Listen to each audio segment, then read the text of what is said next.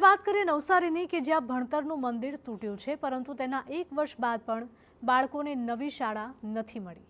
એક તરફ સરકાર સર્વ શિક્ષા અભિયાન પર ભાર મૂકી રહી છે અને એક સમાન શિક્ષણ નીતિ લાગુ કરવાની વિચારણા ચાલી રહી છે, ત્યારે તંત્રની બેદરકારીએ નવસારીના ગરીબ બાળકોના શિક્ષણનો અધિકાર તેમનાથી છીનવાયો હોય તેવી પરિસ્થિતિ સર્જાઈ છે। દશેરા ટેકરી શાળાને આધુનિક બનાવવા માટે 1 વર્ષ પહેલા તોડી પાડવામાં આવી અને નવી શાળાનું ખાતમુહૂર્ત પણ કરાયું, પરંતુ હજુ સુધી શાળાની કામગીરી પૂર્ણ ન થતાં અગાઉ અહીંયા ભણતા લગભગ 290 વિદ્યાર્થીઓમાંથી મોટાભાગના વિદ્યાર્થીઓ શાળા છોડવા મજબૂર થયા છે અને બાકીના 190 વિદ્યાર્થીઓ 2 કિલોમીટર દૂર આવેલી દેવીના પાર્ક સોસાયટીની શાળામાં પગપાળા જવા મજબૂર બન્યા છે। ત્યારે સમગ્ર મામલે વાલીઓમાં પોતાના ભૂલકાઓના શિક્ષણને લઈને ચિંતા વ્યાપી છે, ત્યારે તાત્કાલિક ધોરણે શાળા શરૂ કરવામાં આવે તેવી માંગ કરી છે।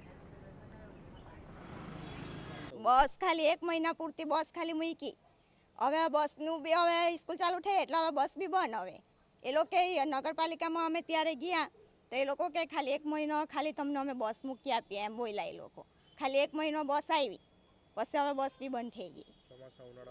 તકલીફ પડે, બધું તકલીફ પડે પોયરા લોકોને।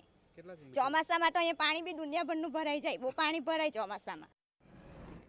ત્યારે વહેલી તકે આ શાળાની કામગીરી પૂર્ણ કરી બાળકોનો અભ્યાસ શરૂ કરવામાં આવશે તેવી કમિશનરે ખાતરી આપી છે।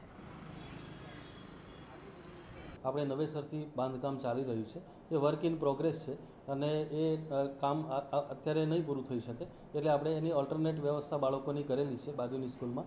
ત્યારબાદ અત્યારે લુન્સી કોઈ પાસે એક નવી સ્કૂલનું લોકાર્પણ કરવા જઈ રહ્યા છે, એની અંદર એ લગભગ 250 થી 500 મીટરની અંતરે છે, એટલે એ સ્કૂલની અંદર આ જે બાળકો છે એનું ઓલ્ટરનેટ આપણે વ્યવસ્થા કરી અને એમાં સમાવેશ કરી લઈશું। દરમિયાનમાં આપણે જે સ્કૂલ છે એનું કામગીરી શક્ય જેમ બને તેમ જલ્દી પૂર્ણ કરાવી અને એ આપણે જે છે એ પણ સ્કૂલ કાર્યરત કરીશું।